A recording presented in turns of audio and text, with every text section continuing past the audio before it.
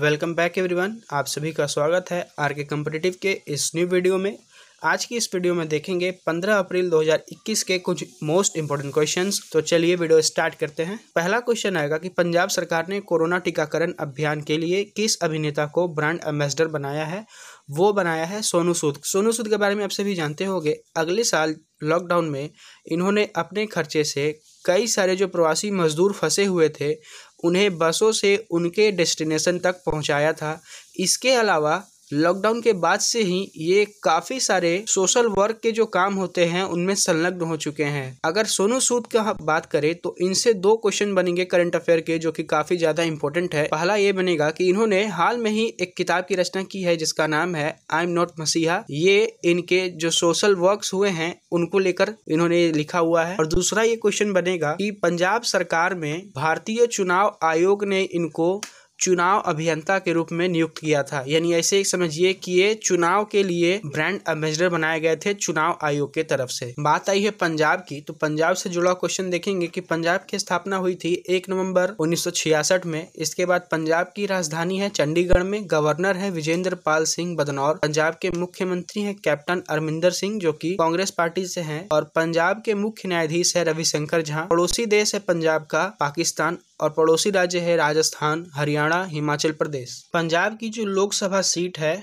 वो है 13, राज्यसभा सीट है 7। पंजाब की राजकीय पशु है काला हिरन और राजकीय पक्षी है बाज। इसके बाद राजकीय वृक्ष है शीशम। भारत के किस राज्य को रोटी की टोकरी कहा जाता है? वो कहा जाता है पंजाब को। काफी बार रिपीट हुआ है, एग्जामिनर्स का ये फेवरेट क्वेश्चन है कि भारत के किस राज्य को रोटी की टोकरी कहा जाता है? वो पंजाब को कहा जाता है। अब देखेंगे कि पंजाब की जो प्रमुख झील है वो कौन कौन सी है। तो वो है एक सुखना झील जो कि चंडीगढ़ में है और हरिके झील फिरोजपुर में है। इसके बाद मुख्य बांध कौन से है पंजाब के?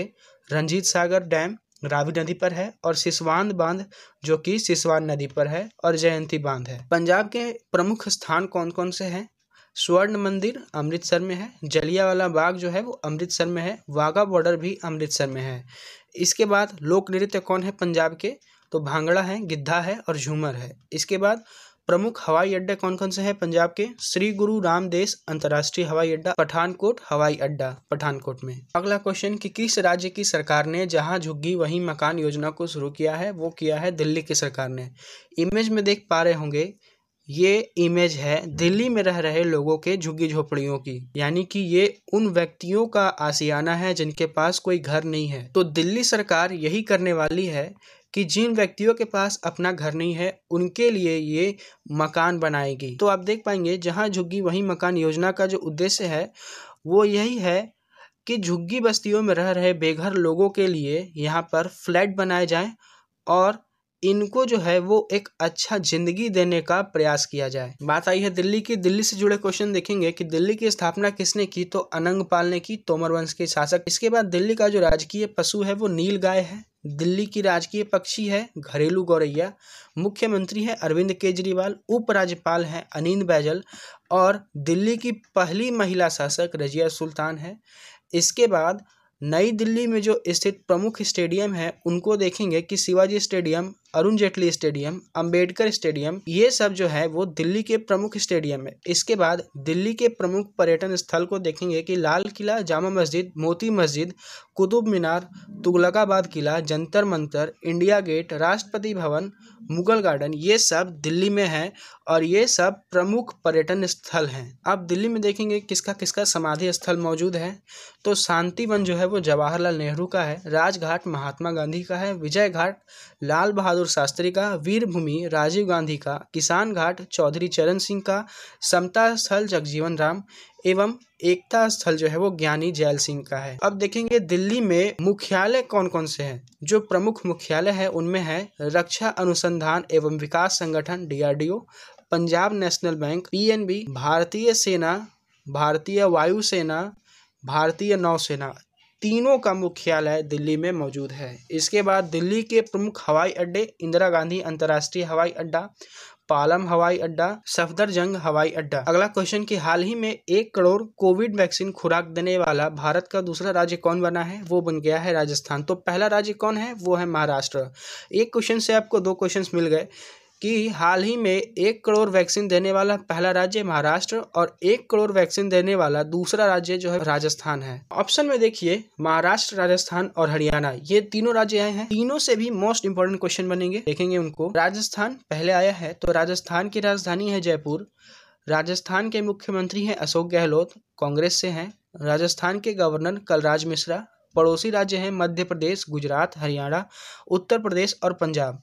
क्षेत्रफल की दृष्टि से भारत का सबसे बड़ा राज्य राजस्थान है। भारत और दक्षिण भारत का सबसे बड़ा रेगिस्तान थार रेगिस्तान है। इसके बाद अरावली श्रेणी जो है वो भारत की किस राज्य में स्थित है? वो राजस्थान में स्थित है। राजस्थान की लोक नृत्य कौन कौन सी है? तो वो कठपुतली, चाकरी, पानीहारी और घूमर। बात करें महाराष्ट्र की, तो महाराष्ट्र की राजधानी है मुंबई। मुख्यमंत्री है उद्धव ठाकरे। गवर्नर है भगत सिंह कोश्यारी। पड़ोसी राज्य है गोवा, कर्नाटक, तेलंगाना, छत्तीसगढ़, मध्य प्रदेश और गुजरात। इसके अलावा भाभा परमाणु अनुसंधान केंद्र यानी BRC का मुख्यालय जो है वो महाराष्ट्र राज्य के मुंबई में स्थित है। छत्रपति शिवाजी अंतर्राष्ट्रीय हवाई अड्डा जो है मुंबई महाराष्ट्र में स्थित है। अगला राज्य हरियाणा। हरियाणा की राजधानी है चंडीगढ़। मुख्यमंत्री है मनोहर लाल खट्टर। हरियाणा के राज्यपाल है सत्यदेव नारायण आर्य। और हरियाणा का जो प्राचीनतम लोक नृत्य है वो सांग है। इसको जरा सा याद रखिएगा कि हरियाणा का प्राचीनतम लोक नृत्य है वो सांग है। बुनकरों का शहर किसको कहा जाता है? वो कहा जाता है हरियाणा के पानीपत को। कौन सी नदी जो है वो हरियाणा से प्रवाहित नहीं होती है? वो है व्यास नदी। इसके बाद हरियाणा के जो राष्ट्रीय उद्यान है वो है कालेसर राष्ट्रीय उद्यान, सुल्तानपुर राष्ट्रीय उद्यान। इसके बाद हरियाणा में कहाँ महाभारत का युद्ध लड़ा गया था? वो कुरुक्षेत्र में। हरियाणा के किस शहर को भारत का मिलेनियम शहर कहा जाता है? वो गुरुग्राम को। अगला और बेहद इंपॉर्टेंट क्वेश्चन, ये क्वेश्चन अपने आप में आपको 5 क्वेश्चन देकर जाएगा, आप लिख लो इसको। हाल ही में कब जालियांवाला बाग नरसंहार की 102वीं वर्षगांठ मनाई गई है? वो मनाई गई है तो 13 अप्रैल को जो है वो जालियांवाला बाग नरसंहार की 102वीं वर्षगांठ मनाई गई है। अमृतसर के जलियांवाला बाग में एकत्र हुए हजारों लोगों पर ब्रिटिश सैनिकों ने गोली चलाई थी। जलियांवाला बाग हत्याकांड, इसके बारे में आपको बहुत अच्छी नॉलेज रखनी पड़ेगी क्योंकि इसी से एग्जाम्स में कई सारे क्वेश्चंस आते हैं। अभी 10 से 20 सेकंड के जो भी सेंटेंस बोले जाएंगे आपको, आप उन्हीं में से देख लीजिएगा। आपको कम से कम 5 क्वेश्चन देखने को जरूर मिलेंगे जो कि मोस्ट इम्पोर्टेंट है। तो देखिए, जलियांवाला बाग हत्याकांड जो है वो 13 अप्रैल 1919 में हुआ था। क्यों हुआ था, कैसे हुआ था और कहाँ हुआ था, ये आपको देखना पड़ेगा। हुआ था 13 अप्रैल 2019 को। कहाँ हुआ था? अमृतसर में हुआ था, पंजाब के अमृतसर में हुआ था। क्यों हुआ था? ये जलियांवाला बाग अमृतसर में स्थित है। ये दरअसल कोई बड़ा इलाका नहीं है, ये बल्कि एक छोटा सा पार्क था जिसमें जाने का रास्ता काफ़ी ज़्यादा संकरा था। लोग इसमें शांतिपूर्ण तरीके से रॉलेट एक्ट के विरोध में प्रदर्शन नहीं बल्कि सभा कर रहे थे, वो भी बिल्कुल शांतिपूर्ण तरीके से। इसमें जनरल डायर आता है और इन लोगों को चारों ओर से घेरकर गोलियां चलाने लगता है। भागने का कोई रास्ता नहीं होने के कारण लोगों के बीच गोलियों के डर से अफरा तफरी मच जाती है। कई लोग तो इस अफरा तफरी से दब कर मर जाते हैं और कई लोग जिंदगी को बचाने के लिए इस पार्क के ही एक कुएं में कूदने लगते हैं। गोलियों के डर से कुएं में गिरकर लोगों की मृत्यु हो जाती है। इसमें अनुमानतः बताया गया है कि 1000 से ज़्यादा लोगों की मृत्यु हुई थी, जिनमें बच्चे, बूढ़े और औरतें भी शामिल थी। इस घटना से हताहत होकर गांधी जी ने 1920 ईस्वी में असहयोग आंदोलन की शुरुआत की थी, जो कि 2 साल बाद बंद कर दिया गया। क्यों बंद कर दिया गया, इससे भी आपको क्वेश्चंस आएंगे।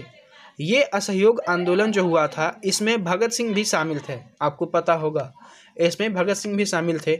ये असहयोग आंदोलन बंद हुआ, मुख्य कारण इसका यही था, चौरी चौरा कांड।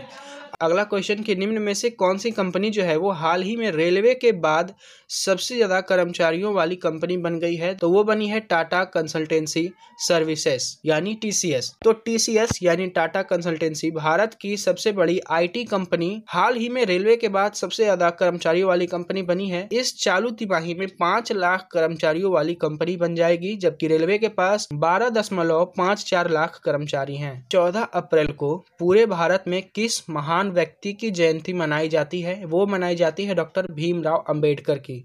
तो 14 अप्रैल को पूरे भारत में बल्कि पूरे विश्व में डॉक्टर भीमराव अंबेडकर की जयंती मनाई जाती है। इन्होंने जो है वो भारत के संविधान को बनाने में बहुत अहम भूमिका निभाई थी। इनसे जो क्वेश्चंस आएंगे आपके लिए वो होंगे कि भारतीय संविधान का जनक किसे कहा जाता है? भीमराव अंबेडकर को। इसके बाद प्रारूप समिति के अध्यक्ष कौन थे? डॉक्टर भीमराव अंबेडकर ही थे। ऑप्शंस में आपको 3 ऐसे व्यक्ति मिलेंगे जो कि भारत के निर्माण में और उसके विकास में महत्वपूर्ण योगदान निभाते हैं। पहला है डॉक्टर भीमराव अंबेडकर, जिनके बारे में आपको बताया गया अभी। दूसरे हैं डॉक्टर अब्दुल कलाम और तीसरे विक्रम साराभाई। इनसे क्या क्वेश्चन बनेंगे इनको देखेंगे। भारत के पूर्व राष्ट्रपति थे डॉक्टर APJ अब्दुल कलाम, जिनका जन्म हुआ 15 अक्टूबर को। इनके जन्मदिन से भी क्वेश्चंस आते हैं। डॉक्टर APJ अब्दुल कलाम का जन्म दिवस यानी 15 अक्टूबर को विश्व छात्र दिवस के रूप में मनाया जाता है। डॉक्टर APJ अब्दुल कलाम जो थे वो भारत के मिसाइल मैन के नाम से जाने जाते हैं, यानी मिसाइल मैन इनकी एक उपाधि है। इसके बाद विक्रम साराभाई, ये जो है वो इसरो के स्थापना करने वाले व्यक्ति हैं। इन्हीं के कारण भारत आज अंतरिक्ष में इतनी ऊंचाइयों पर पहुंच पाया है। इसरो भारत की स्पेस एजेंसी है, आप सभी को पता होगा। और डॉक्टर राजेंद्र प्रसाद, इनके बारे में सभी को पता होगा। ये भारत के प्रथम राष्ट्रपति और महान भारतीय स्वतंत्रता सेनानी थे।